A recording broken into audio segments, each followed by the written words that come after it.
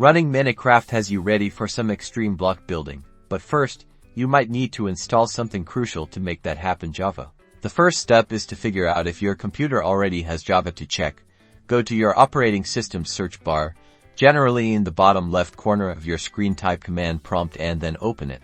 Inside the command prompt, type in simple test to see if Java is properly installed. If Java is already installed, it'll display some information about the version. If nothing appears, that means you need to download Java.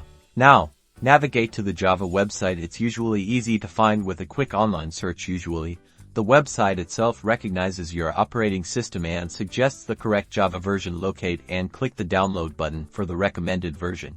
After the file downloads, find the installer file on your computer.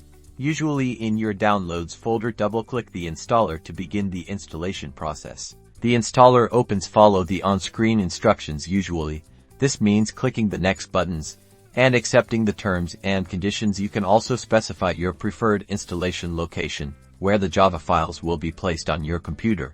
Once the installation process of Java is complete, you may be instructed to restart your computer if needed. Do so to ensure the changes have fully taken place. After your computer restarts, or if it didn't ask you to restart, go back to the command prompt. Type the same test command that you used before. This time, you should see the version of Java that you just installed. Now, launch Minecraft.